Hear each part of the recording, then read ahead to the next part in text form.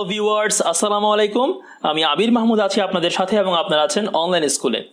তো জাভার এই ক্লাসে আমরা দেখব কিভাবে আপনি একটি অ্যারের এলিমেন্টসগুলোকে সর্ট করতে পারবেন। তো সর্ট বলতে আসলে কি বোঝায়? সাজানো। এখন আপনি কিভাবে সাজাবেন? আপনি কি ছোট থেকে বড় সাজাবেন নাকি বড় থেকে ছোট সাজাবেন? মানে আমরা বলি অ্যাসেন্ডিং নাকি ডিসেন্ডিং, সেটা আপনি ঠিক করবেন। তাহলে আমরা কিভাবে অ্যারে নিয়ে কাজ করব।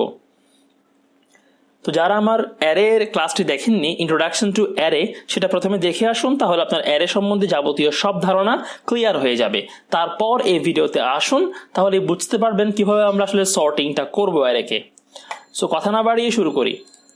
তো এটা আমাদের গত ক্লাস ছিল, এখানে আমরা ফর ইচ লুপ নিয়ে দেখিয়েছি। যারা গত ক্লাসটি করেননি, ফর ইচ লুপ সম্বন্ধে কোনো ধারণা নেই, তারা প্লিজ উপরের আই বাটনে ক্লিক করে সেই ভিডিওটি দেখে আসতে পারেন। তাহলে হবে কি, আপনি আজকের ক্লাসটা খুব ভালোভাবে বুঝতে পারবেন, কারণ আমরা আজকে ফর ইচ লুপটা ব্যবহার করব। তো আমরা একটা প্রথমে জাভা প্রজেক্ট নিয়ে নিই, দেন তার আন্ডারে আমরা একটা ক্লাস নিয়ে নিই। ক্লাসের নাম দিচ্ছি মেইন। ক্লাসের নাম অবশ্যই প্রথম অক্ষর বড় হাতের দিতে হয়, এটা আপনারা আশা করি জানেন। এবং এখানে ক্লিক দিয়ে দিবেন, তাহলে আমরা মেইন মেথডটা কষ্ট করে আর করবো না, সরাসরি এখানে করাই থাকবে। ওকে, তাহলে প্রথমে আমরা একটা অ্যারে নিব, সেখানে কিছু ভ্যালু দিয়ে দিব। তো আমরা জানি কিভাবে একটা অ্যারে ডিক্লেয়ার করতে হয়, এবং সেখানে আমরা চাইলে সরাসরি ভ্যালুগুলো এভাবে কার্লি ব্রেসেস দিয়ে দিতে পারি। ধরুন 10 দিলাম, দেন 90, 30, 20, আমরা এলোমেলো 4টা মান দিলাম। এই মানগুলো দেওয়ার পরে এখন আমরা কি করব? অ্যারেটাকে সর্ট করব।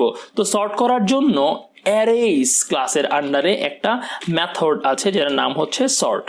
এবং দেখুন এই মেথডের আন্ডারে অনেকগুলো প্যারামিটার আপনি দেখতে পাচ্ছেন, বাইটের কিংবা ক্যারেক্টার, ডাবল ফ্লোট। তো আমরা কি করব, যেহেতু আমরা ইন্টিজার অ্যারে নিয়ে কাজ করছি, তাই আমরা এখান থেকে ইন্টিজারটাকে ডাবল ক্লিক করে চুজ করে দিব। এবং সেখানে আমরা কি করব, এই যে নাম যেটা আছে সেটা দিয়ে দিব, কিংবা আপনি এখানেও দেখতে পাচ্ছেন আপনাকে সাজেশন দেখাচ্ছে, আপনি এখান থেকে চাইলে ডাবল ক্লিক করে দিয়ে দিতে পারেন। একটা জিনিস খেয়াল করে দেখুন, যখন আমি অ্যারেটা লিখেছি উপরে কিন্তু অ্যারেটা ইম্পোর্ট হয়ে গেছে, সেটা ইউটিল প্যাকেজের আন্ডারে আছে, ঠিক আছে। ওকে, সো অ্যারে আমাদের সর্ট করা হয়ে গেল। তো বেসিক্যালি এই সর্ট মেথডটা যেটা করে সেটা হচ্ছে আপনার অ্যারেকে সে ছোট থেকে বড় আকারে সাজাবে, ঠিক আছে। এবার এটাকে যদি আপনি বড় থেকে ছোট আকারে ডিসপ্লে করতে চান, সেটা আপনি আপনার ডিসপ্লে করার নিয়ম অনুযায়ী করতে পারবেন। তো আমরা যদি প্রথমে দেখি যে আমরা যেটা সর্ট হলো সেটাকে আমরা দেখব, যেহেতু এটা ছোট থেকে বড় আকারেই সর্ট হয় বাই ডিফল্ট। তাহলে খেয়াল করে দেখুন, ধরুন আমি এখানের মধ্যে একটা ফর ইচ লুপ চালালাম। যেহেতু আমার এই অ্যারেটা হচ্ছে ইন্টিজার টাইপের, সো আমি এখানে ইন্টিজার এক্স দিয়ে দিলাম, যে কোনো একটা নাম দিব, কোলন নাম। তো ফর ইচ লুপটা কি সেটা আমি ডিসক্রাইব করছি না, কারণ এটি নিয়ে আমি অলরেডি ভিডিও তৈরি করেছি। আপনারা যারা মিস করে গেছেন তারা ভিডিওটি দেখে আসবেন প্রথমে। ওকে, তাহলে আমরা এখানে এখন জাস্ট প্রিন্ট করে দিব system dot out dot print. আমি এলএন দিচ্ছি না, কারণ আমি ভ্যালুগুলোকে পাশাপাশি দেখাতে চাচ্ছি। সো আমি এখানে দিলাম এক্স প্লাস, এখানে আমি স্পেস দিয়ে দিলাম। তাহলে হবে কি, নামের যে ভ্যালুগুলো সেগুলো শুরু থেকে আস্তে আস্তে এক্সে চলে আসবে, দেন এক্সটা আমি এখানে প্রিন্ট করে দিব। রানটা করে দেখি, এই যে খেয়াল করে দেখুন 10, 20, 30 এবং 90। সো অ্যারেটা অ্যাসেন্ডিং আকারে বাই ডিফল্ট এখানে সর্টিংটা হয়ে গেছে, তাহলে ছোট থেকে বড় আকারে আমি পেয়ে যাচ্ছি। এখন যদি আপনি চান যে আমি এটাকে বড় থেকে ছোট আকারে প্রিন্ট করব, ঠিক আছে, তাহলে সেটা ফর ইচ দিয়ে করা সম্ভব না, কারণ ফর ইচটাকে আপনি ইন্ডেক্স দিয়ে কন্ট্রোল করতে পারবেন না। এটার জন্য আমরা কি করব, আমরা যেটা আমাদের ট্র্যাডিশনাল ফর লুপ আছে আমরা সেটাই সাহায্য নিতে পারি। ধরুন ফর লুপের মধ্যে আমি এখানে দিয়ে দিলাম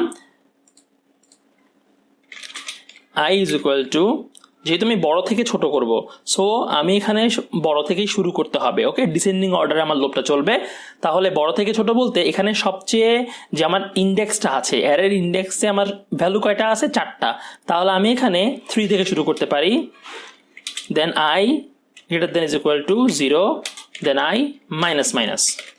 ওকে, তাহলে কি হবে, আমার প্রথম যে ভ্যালুটা সেটা আছে 0তম ইন্ডেক্সে, দেন 1, 2, 3 পর্যন্ত কিন্তু ভ্যালু আছে। তাহলে আমি 3 থেকে শুরু করব, তাহলে আমি কি পাবো?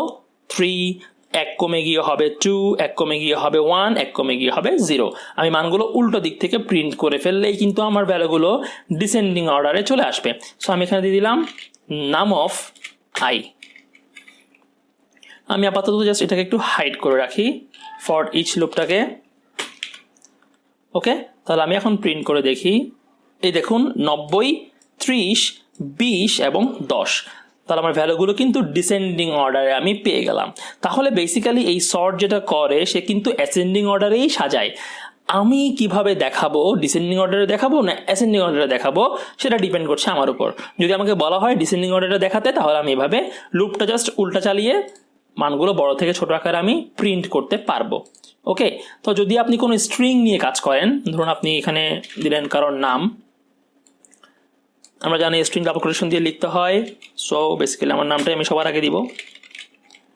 কয়েকটা বন্ধু বান্ধব আছে আমার খুব কাছের, ওদের কয়েকজনের নাম দিয়ে দিচ্ছি।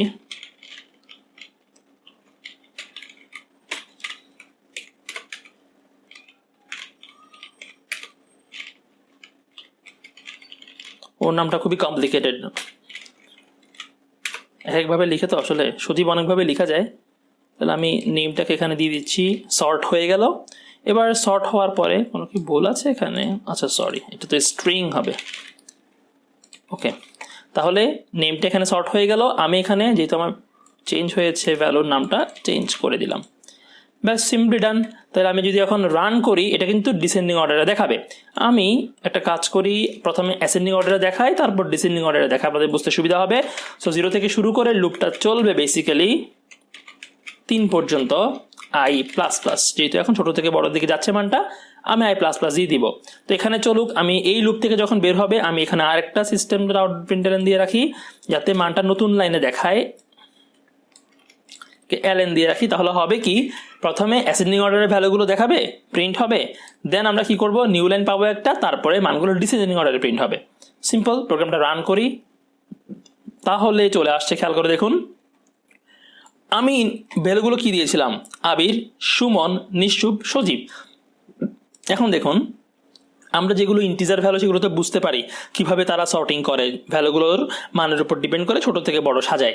বাট স্ট্রিং এর ক্ষেত্রে তারা কি করে, ক্যারেক্টারকে অ্যালফাবেটিক্যালি ছোট থেকে বড় করে। যেমন মনে করুন আমার এই যে আবির লেখাটা সেটা শুরু হয়েছে এ দিয়ে, সুমনেরটা শুরু হয়েছে এস দিয়ে, নিশ্চুপেরটা এন দিয়ে, এটা আবার এস দিয়ে। তাহলে তারা কি করবে, ছোট থেকে বড় হলে সবার প্রথমে এ কে রাখবে, এরপরে সিরিয়ালি আসে হচ্ছে এন, তারপরে এস আসে। এখন এস আবার দুইটা আছে, একটা এখানে আছে আর একটা এখানে আছে। তাহলে তারা কোন এস কে নিবে, তারা সেকেন্ড অ্যালফাবেটটা চেক করবে।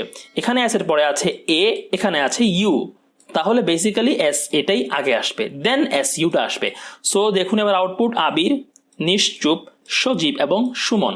যদি আমি এবার এগুলোকে ডিসেন্ডিং অর্ডারে প্রিন্ট করি, কি আসবে, সুমন, সজীব, নিশ্চুপ এবং আবির। তো আশা করছি আপনারা এই অ্যারের সর্টিং এর ব্যাপারটা বুঝতে পেরেছেন। তারপরেও যদি আপনাদের কোনো সমস্যা থাকে আমাকে অবশ্যই কমেন্ট বক্সে জানাবেন যে কোথায় প্রবলেম হচ্ছে, কোন জিনিসটা আপনারা বুঝতে পারেন নাই। আমি অবশ্যই ট্রাই করব সেটা কমেন্টসে রিপ্লাই দিয়ে বোঝানোর জন্য। ওকে, তো ক্লাসটা এতটুকুই থাকবে। আমি বিদায় নিচ্ছি, ভালো থাকবেন সবাই। আসসালামু আলাইকুম, আল্লাহ হাফেজ।